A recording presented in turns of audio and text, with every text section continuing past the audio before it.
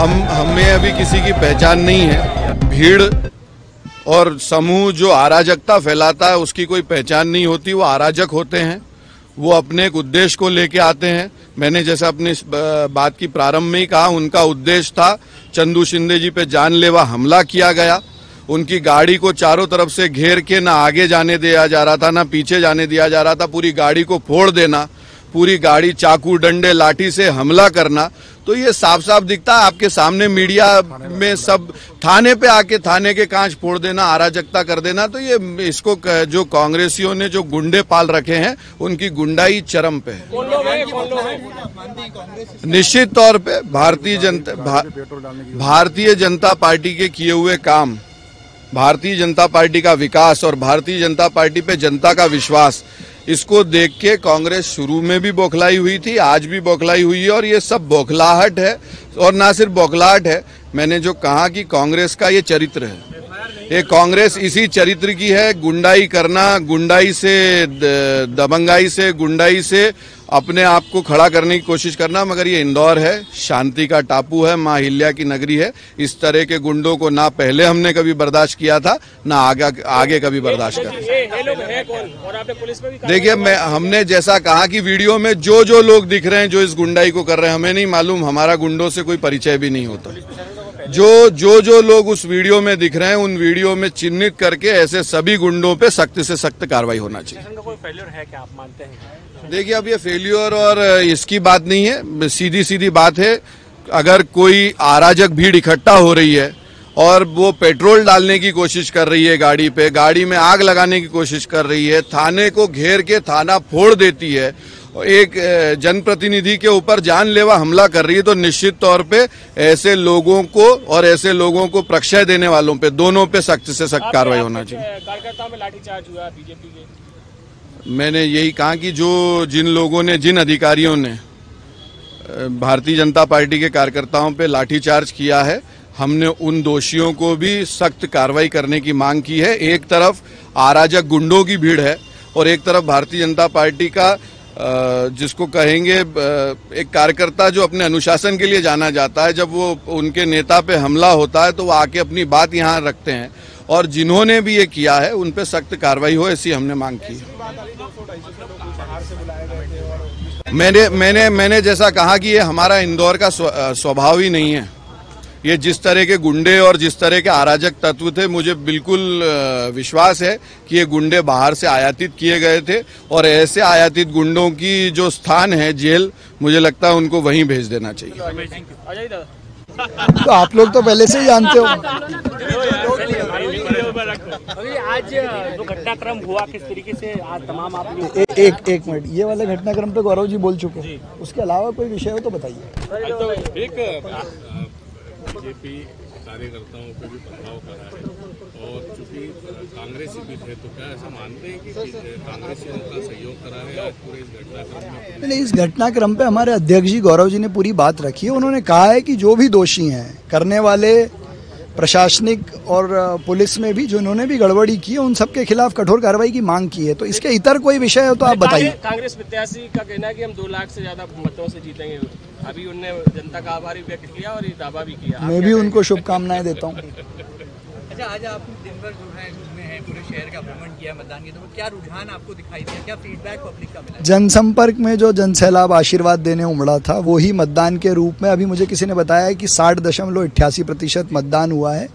तो लोकतंत्र के उत्सव में मतपेटी में ही प्रतिनिधि निकलता है, और मुझे विश्वास है कि वो भारतीय जनता पार्टी का प्रतिनिधि ही निकलेगा। अच्छा, मतदाता आज नागरिक की जिम्मेदारी को संभालने के लिए पूरी तरह फिट हो गए माना जाए। भारतीय जनता पार्टी में सामूहिक भाव से काम होता है, उस सामूहिक भाव से पूरी ताकत से काम करने के लिए तैयार हूँ। आज मतदाता बड़े परेशान रहे, कहीं किसी का नाम इधर, कहीं उनके परिवार का दूसरे के नाम नहीं, निश्चित तौर पे नहीं बन पाया इंदौर में।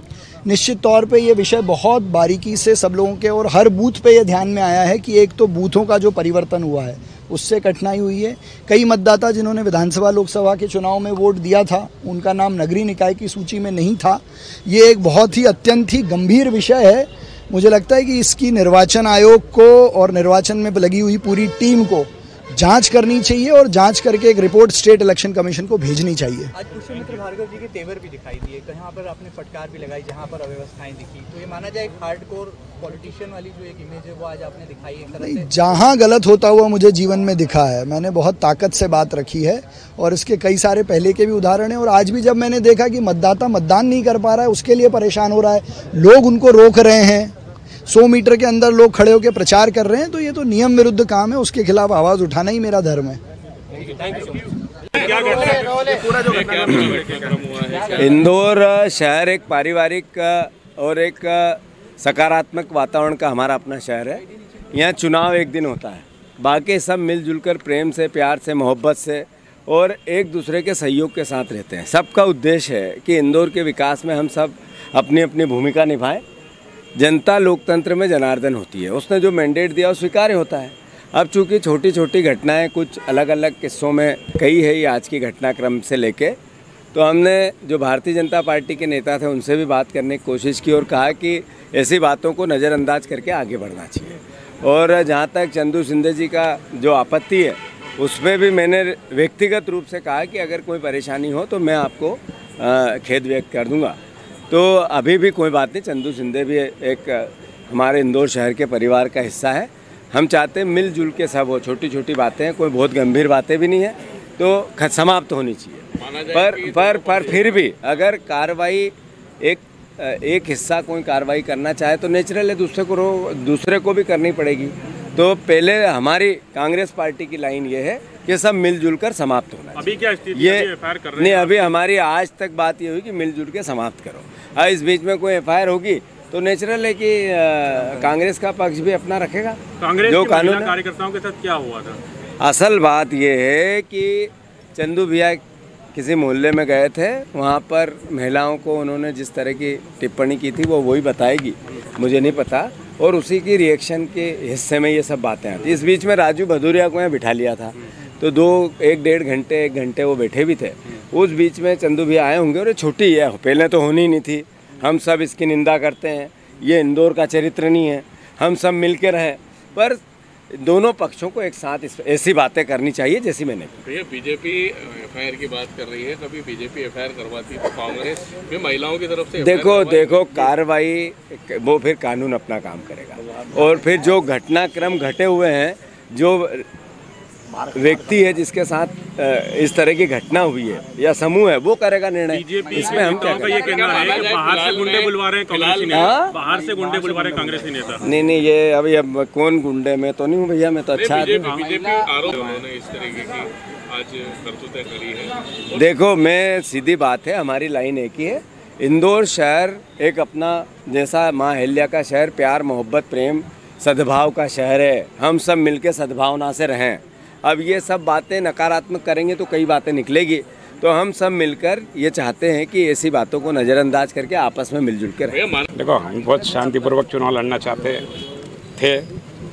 आज से 4 रोज पूर्व की घटना है। रात को जिस दिन सिंधिया जी आए थे, हम उस कार्यक्रम में तो हमको फ़ोन आया एक महिला, जैन महिला का, कि मेरे साथ बदतमीजी कर रहे हैं। मेरी दुकान पे आके राजू भदौरिया का भतीजा था या भांजा था, वो टिल्ला करके इसको गाल कोने पे निशान है। उस महिला के साथ बदतमीजी करी, उसका पति आया तो उसके साथ बदतमीजी करी। हमारा वार्ड का अध्यक्ष का भाई है शामू, वो आया, उसके साथ बदतमीजी करी। हम जब महिला रोने लगी, बोला मैं तो रिपोर्ट लिखाऊंगी। रिपोर्ट लिखाना है सब लोग, मैं भी आया उनके साथ। हमने कहा चुनाव में ऐसा नहीं होना चाहिए, एक दूसरे के खिलाफ रिपोर्ट नहीं लिखाना चाहिए। उनने फ़ोन पे माफ़ी मांगी। उनके नेता चिंटू चौकसे जी आए यहाँ पे, उनने मेरे पाँव पड़ के माफ़ी मांगी कि यार एक बार माफ़ कर दो, आगे से ऐसी गलती नहीं होगी।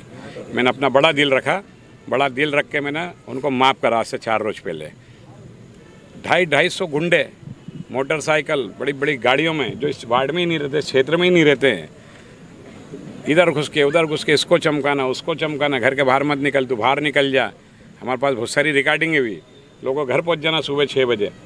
अति कर दी थी। हम चाहते थे, हमारे शुक्ला की जनता बहुत अच्छी है, यहाँ शांतिपूर्वक चुनाव होना चाहिए, मगर उनने निष्ठा की हद पार कर दी। उनके खानदान में चुपचाप से एक सर्वे कराओ, एक गुप्त सर्वे करा मीडिया वाले, और उनके भांजे भतीजे और उनके रिश्तेदार जो 2-3 हैं उनका रिकॉर्ड क्या है ये बताने की मेरे को ज़रूरत नहीं रहेगी। आप स्वयं जाके आसपास के चुपचाप से व्यापारियों से, आसपास के लोगों वालों से पूछो तो उनका काम ही टुच्चे करना, दारू के पैसे मांगना, लोगों के से लोअर टी-शर्ट ले लेना, साड़ी वालों को परेशान करना, ये उनका व्यक्तिगत लाइफ है, तो उससे हमको कोई लेना देना भी नहीं था। आज एक महिला के साथ इनने बदतमीजी करी। जब हमें रविदास नगर गया तो मैंने कहा बाहर के गुंडे भगाओ, यहाँ बाहर के गुंडे मत रखो, यहाँ की जनता को सुरक्षित रखो। इनने इसका पूरा उल्टा कर दिया, और वहाँ के जाके कुछ इनसे जो जुड़ी हुई है भाई हैं, कांग्रेस की पदाधिकारी है ना, उनसे जुड़ी हुई महिलाओं को न जाने क्या कान वान में भरा, और माहौल ख़राब करने की कोशिश करी, मतदान धीमा कराने की कोशिश करी। हम हंसते रहे क्योंकि मैं तो हाथी हूँ, मैंने इन भुगने वालों की चिंता ही नहीं पाली। मैं मेरी मस्ती में रहा, मेरे समय समय पर पुलिस वालों को मैं शिकायतें करते रहा, क्योंकि मुझे पता है कि मैं चुनाव जीत रहा हूँ, मेरे को झगड़े की ज़रूरत नहीं। मैं चुनाव झगड़ा वो करता है जो हारता है, बोखलाता वो है जो हारता है, तो मेरे को इन सब चीज़ों की ज़रूरत नहीं। तो मैं तो बड़ा शालीनता से मेरा चुनाव लड़ रहा था, और अगर मैं इस नेचर का होता या गलत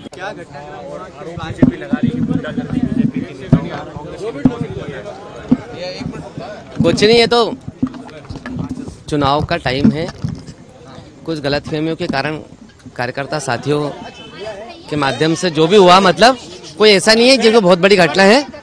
चंदू भैया और हमारी दोनों की बातचीत हो गई, सब परिवार की बात है, कोई ऐसा मसला नहीं है कि गुंडागर्दी का है या कुछ भी है, कोई आरोप प्रत्यारोप का मसला नहीं। चुनाव में छोटी मोटी घटना थी जो सब आपसी सामंजस्य के साथ खत्म हो जाएगी। हाँ, जो भी हुआ ठीक नहीं था। जो इसमें राजू भदौरिया या चिंटू चौकसे का कोई दोष नहीं है। इसका कारण क्या है कि हम लोग मौके पे थे, हम अपने अपने चुनाव में अपने अपनी गलियों में लगे हुए थे। जिन लोगों ने भी गलती करी वो ठीक बात नहीं। इस तरह की घटनाएं इंदौर शहर का वातावरण खराब करने वाली है, राजनीतिक सौहार्द को खराब करने वाली, हम इसको कतई बर्दाश्त नहीं करते। ना कोई ये घटना बर्दाश्त करने लायक है।